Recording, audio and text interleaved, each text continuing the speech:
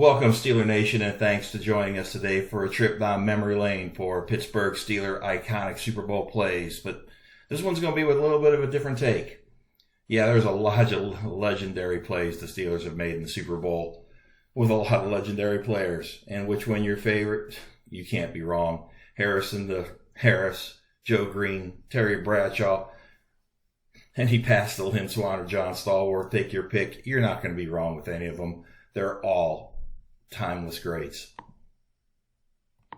But even if they are timeless greats, there's going to be a couple of plays in there that, well, maybe we've forgotten, maybe we've overlooked, and maybe haven't gotten the credit they deserved. So this is a look at some of those plays and a little bit of credit for some of those players that maybe didn't get recognized as much as they should have. Let's start with, well, maybe not one that we will love so much, but Super Bowl 30, the Steelers were on the ropes when Andre Hastings took a 3rd and 20 and got 19.5 yards. This is a brilliant play call, pure Bill Cowher all the way, with Andre Hastings lining up out of the backfield and slipping in, making the big play and taking it down to a very manageable 4th and 1.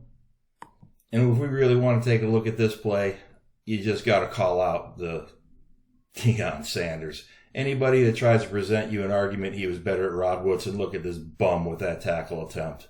What a joke.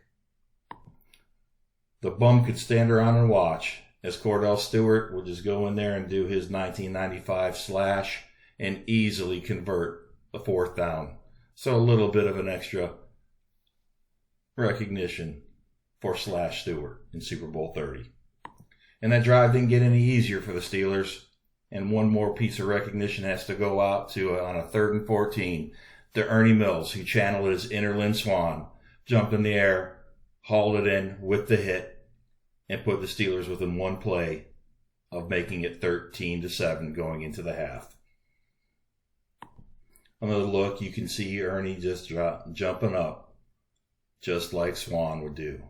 Way to go, Ernie. So while Hastings, Stewart, and Mills made some of the big plays on this drive, let's do a little tribute to Myron Cope. Don't get fancy, just throw it the Yancey. Plus, he does burn Deion Sanders on the slant. Don't get too close, Deion. You might actually have to make a tackle.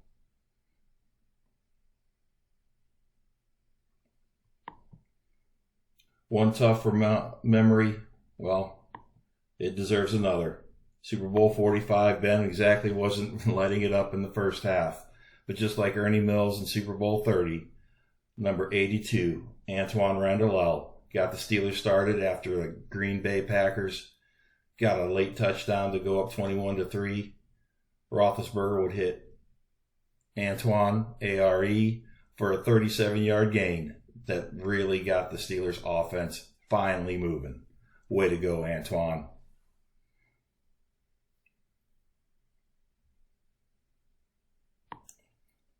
The rest of the drive, well, it's hard to call Hines Ward an unsung hero, but when things are good and tough and Roethlisberger needed the play to happen, on 3rd and 10, he threaded the needle to number 86, and Hines Ward stepped up. He would actually carry the Steelers the rest of the drive. There would be no reason for Roethlisberger to look for anybody else. Unquestionably, Hines Ward will be the next Steeler represented in the Pro Football Hall of Fame, and it's deserved. He kept his cool in Super Bowl 40, and he kept his cool in Super Bowl 45, making the big plays down the stretch and hauling in a touchdown. It might have been a little too late in this game.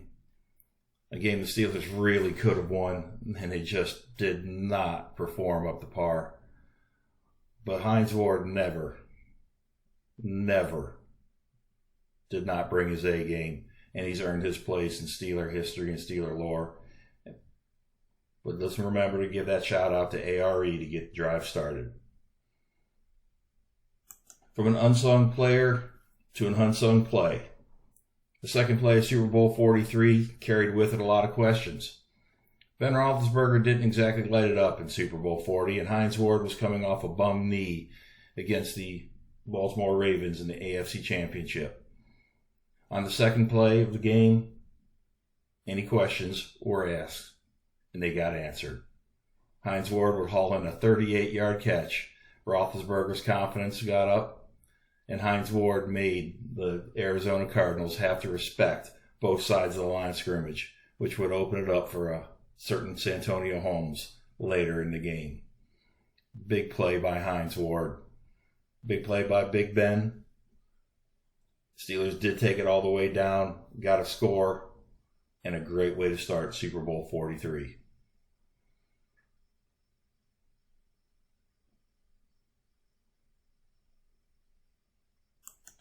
But just as much as the start of the game was important, there's a play at the end that seems to be forgotten. First play on the attempt to come back was a hold. The Steelers were at 1st and 20 with 2:24 left. And Roethlisberger, on a play that nobody ever seems to want to give this guy credit for.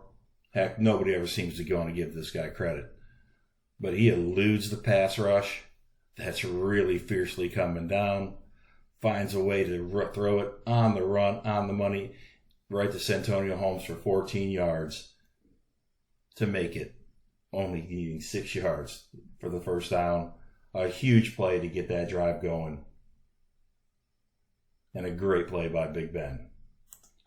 Now, a lot of people like to criticize Big Ben in Super Bowl 40 because of how poorly he played. They seem to forget this is the guy that had an outstanding playoffs to even get the Steelers there and made a very unconventional play with a tackle against the Colts to even keep the Steelers alive. Well, it would be another unconventional play that a little bit forgotten, and one that bears another look. Mike Holmgren would just be able to watch on. Everybody thought Jerome Bettis was going to take the ball and just keep running it out.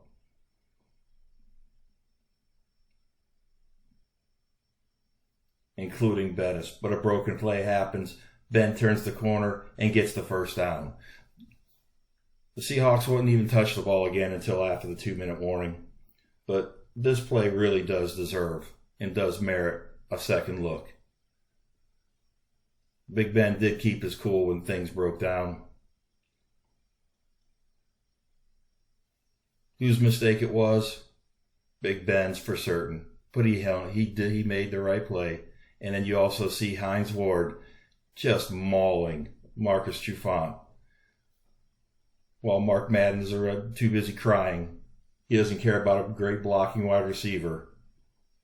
We're too busy saying boom, baby, boom. And get lost, Mark Madden. Great play, Big Ben. Next in Super Bowl 14, the pesky Rams were making a game out of it and driving down the field. Matter of fact, Vince Ferragamo had overcome a 10-yard sack on a first down and even converted a 4th and 8. With the ball inside the Steeler 20, John Banaszak killed a Rams drive. The Rams had to settle for a field goal in a 10-10 game, and they did go in the half up 13-10. But John Banaszak made the play that kept it from being 17-10. When you think of the Steelers' defensive line in the 70s, you think of the Steel Curtain. You're usually thinking of Joe Green, L.C. Greenwood. But another unsung hero, Steve Furness, came along with Lauren Tays to get Vince Ferragamo early in the fourth quarter when the game was 19-17, stifling a drive and getting another sack. A couple unknown Steelers, or relatively unknown, making the big play, and 4 plays after Furness's sack. Well, a play that you've probably seen once or twice.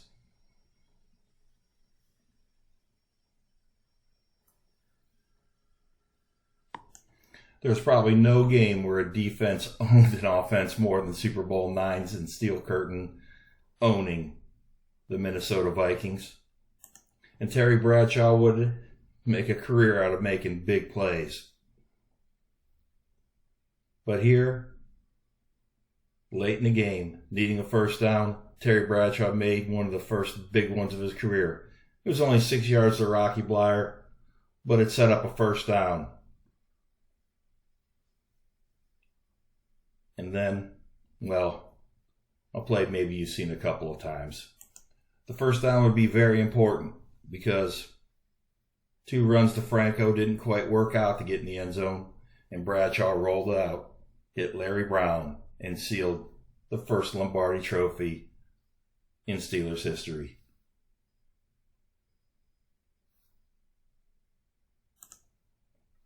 Just worth another look, just for the enjoyment of it. All set up by a third down conversion. Bradshaw's first of many. Unquestionably, though, in the 70s, the Steelers' nemesis in the Super Bowl would be America's team. Roger Staubach, though, never faced the Steelers before this day. He did drive the Cowboys down in the second period, all the way into the Steelers' territory with the goal line in sight. Although in Super Bowl 14 it was a pair of not so much legends in Banaszak and Furness that got it done. In Super Bowl 10, L.C. Greenwood took Roger Staubach down for a loss. And then it would be Dwight White, Mad Dog himself, looking at Roger. Dwight White would say about the Cowboys and their little offense, about how they moved around and shifted and shuffled. But at the end of the day, you were going to have to get into a stance, and you were going to have to beat your man. One play after LC got the sack, Staubach looked around with nowhere to go, and it was Mad Dog that put him down on the ground. A pair of legends ending a Cowboy threat when they were up 10-7.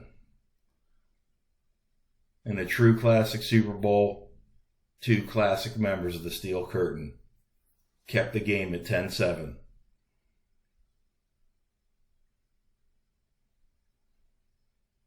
Sacks weren't as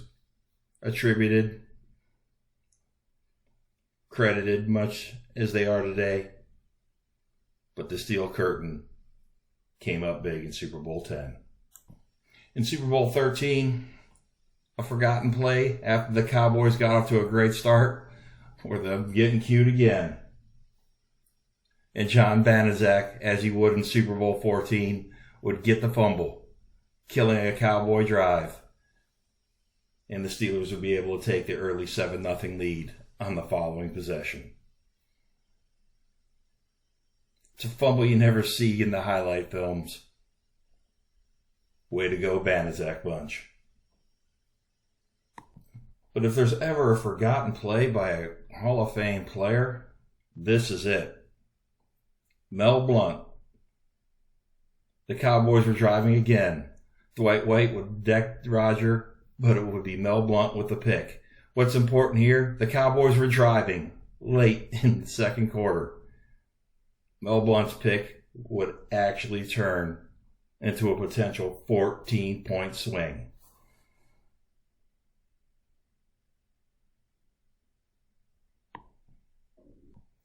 Some plays you might recognize a little bit more would be Lynn Swann's leaping over the Cowboys for 29 yards.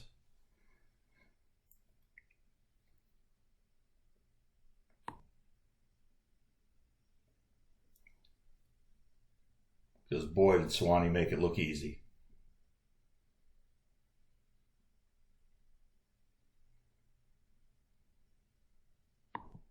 And even better, he did it again the following play for 21.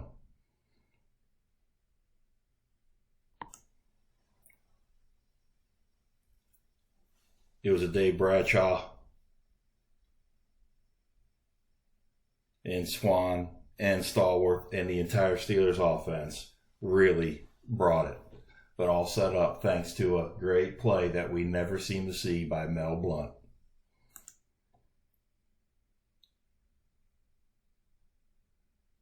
And of course, capped off by Rocky Bleier, who seems to exaggerate how high he jumped every single time he talks about catching this pass.